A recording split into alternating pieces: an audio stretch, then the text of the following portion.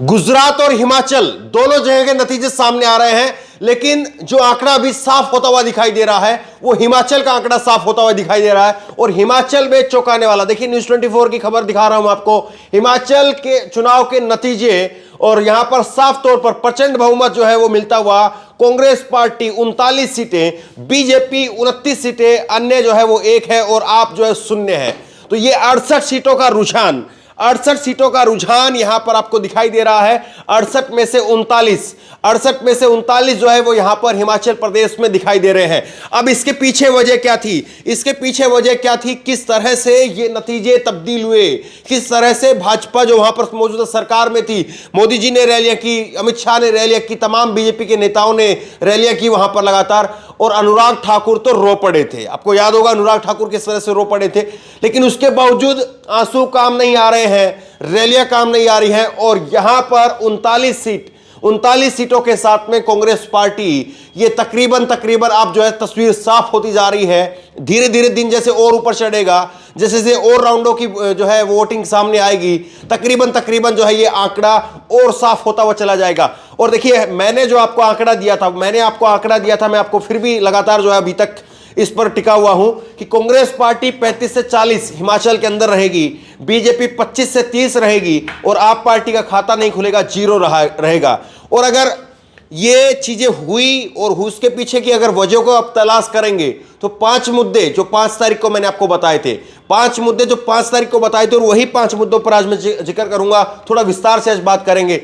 OPS का मुद्दा, सबसे पहला मुद्दा जो है वो ओपीएस का मुद्दा। हिमाचल के अगर नतीजों की बात करेंगे तो ओपीएस का जो मुद्दा है वो सबसे बड़ा मुद्दा रहा, एक ऐसा फैक्टर रहा जिसको लेकर के कांग्रेस जो है वो लगातार पूरे चुनाव में ताल ठोकती रही और बीजेपी सफाई देती रही कि उस वक्त में जब सरकार थी तो यहां पर किसकी सरकार थी। हालांकि उस वक्त में जब ओपीएस को, पुरानी पेंशन स्कीम को खत्म किया गया तो केंद्र में अटल बिहारी वाजपेयी साहब की सरकार थी, लेकिन पूरे चुनाव जो है वो इसी के इर्द गिर्द घूमता रहा कि भाजपा सफाई और कांग्रेस जो है वो ओपीएस को लेकर के दावा ठोकती रही। तो पहला बड़ा मुद्दा जो इस चुनाव में, इस नतीजे में जो है वो तब्दील होता हुआ नजर आ रहा है। दूसरा मुद्दा महंगाई को लेकर के, देखिए जो महंगाई पूरे देश में होती है वो महंगाई पहाड़ी क्षेत्रों में ज्यादा होती है। अब आप कहेंगे ये कौन सी तुकबंदी हुई, ये सच्चाई है। पहाड़ी क्षेत्र में जब कोई भी चीज जाती है तो निश्चित तौर पर उसका एक अपना भाड़ा लगता है, वो भाड़ा जो है वो उस चीज को और बढ़ा देता है। कोई भी चीज आप जो है वो यूपी में खरीदेंगे, बिहार में खरीदेंगे तो वो कुछ भी एक जो है वो अमाउंट आप रख लीजिए, उतने पैसे की आएगी। लेकिन अगर वही चीज जो है वो पहाड़ी क्षेत्र में अगर जानी है, पहाड़ी क्षेत्र में आप खरीदनी है, तो इसमें जो है वो 5 से 10 रुपए जो है वो आपको और ऐड करने पड़ते हैं।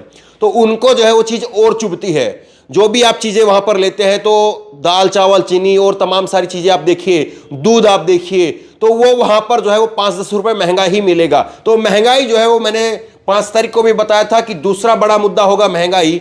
और तीसरा मुद्दा जो है वो बेरोजगारी। छोटा स्टेट है हिमाचल, और हिमाचल में ज्यादातर जो लोग हैं वो सरकारी नौकरी की चाह रखते हैं। और इसमें देखिए सबसे बड़ी बात है, चैनल पर कहीं पर जिक्र नहीं होगा, अग्निवीर जो रहा, अग्निपथ जो स्कीम थी, अग्निपथ, तो अग्निवीर जो स्कीम लेकर के आई मोदी सरकार, उस अग्निवीर की वजह से भी काफी नुकसान जो है वो यहां पर भाजपा को झेलना पड़ा, क्योंकि सरकारी नौकरी और उसमें भी सेना की बात, ये हिमाचल प्रदेश के युवाओं का जो है वो पहला मुद्दा होता है कि सेना में जाना है। कई घर आपको हिमाचल में ऐसे मिल जाएंगे जिनमें पूरे गांव के एक घर में जो है वो सरकारी नौकरी में है, सेना में लोग हैं, सेना में ज्यादातर लोग हैं। कई गांव के गांव ऐसे मिलेंगे जिसमें हर घर में सेना से लोग हैं, ये आपको कई गांवों में मिल जाएगा। तो पहाड़ी क्षेत्र में, लद्दाख में कई ऐसे गांव हैं, लद्दाख भी जो है वो इस तरह से है। लद्दाख की ग्राउंड रिपोर्टिंग जब मैंने की थी उस वक्त में मैंने आपको बताया था, तो लद्दाख में भी कई सारे ऐसे जगह हैं। लद्दाख हालांकि वैसे जम्मू कश्मीर में चला जाता है, अब लद्दाख को अलग जो है वो राज्य का दर्जा दिया गया।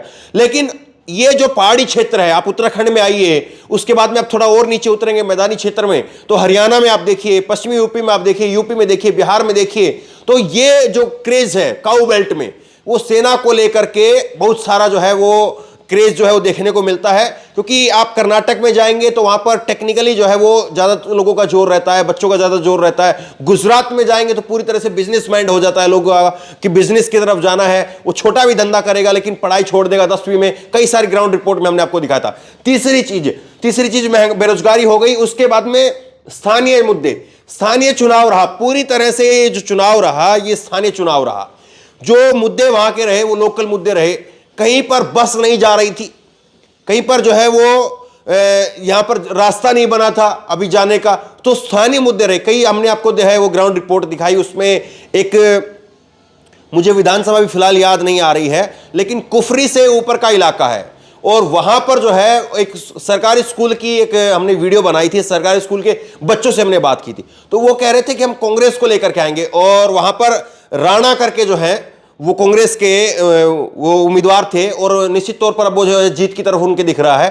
तो राणा साहब जो है वो कांग्रेस की तरफ से वहां पर उम्मीदवारी थी उनकी, और वहां पर जो स्थानीय बच्चे थे वो कह रहे थे कि राणा जी जो है वो हमारे गांव में आए थे और मम्मी कह रही थी इस बार उन्हीं को वोट देना है। क्यों वोट देना है? क्योंकि उन्होंने वहां पर जो सड़क है वो नहीं बनी थी और सड़क को जो है बनाने का वादा किया कि सड़क जो है इस बार मैं पहले जीतते ही सड़क बनवाऊंगा। तो स्थानीय मुद्दे जो है वो बड़े इंपॉर्टेंट रहे हिमाचल के अंदर। और आप पांचवी चीज को अगर आप देखेंगे तो पांचवी चीज जो सबसे ज्यादा जो है वो खतरा कर यहां पर नुकसान पहुंचाया, सबसे ज्यादा खतरा जो है उसको बीजेपी को जो है इससे हुआ, वो है बगावत हुई। टिकटों का जो वितरण किया गया वो ठीक से नहीं हुआ और उसकी वजह से जो है वो बगावत हुई, और बगावत की वजह से जो नुकसान हुआ वो भारतीय जनता पार्टी को कमोबेश जो है वो यहां पर ज्यादा दिखाई दे रहा है। बगावत ऐसी थी कि खुद प्रधानमंत्री नरेंद्र मोदी को अपना फोन जो है वो लेना पड़ा और फोन लेकर के फोन लगाना पड़ा कि मैं मोदी जी बोल रहा हूं, और फिर जो है वो वहां पर मोदी जी को स्थानीय कैंडिडेट को मनाना पड़ा। वो चीजें आपने देखा कि आखिरी तक जो है वो बात बन नहीं पाई, और बात नहीं बन पाई इसीलिए बात जो है वो बिगड़ गई, और बात बिगड़ते बिगड़ते कहां पर पहुंची? बात बिगड़ते बिगड़ते 29 और 39 पर आ पहुंची। तो ये जो है वो चीजें निकल करके सामने आ रही है हिमाचल में। कैसे हिमाचल में जो है वो बीजेपी को झटका लग रहा है और कैसे हिमाचल में कांग्रेस जो है वो सरकार बनाने की कगार पर पहुंच गई है।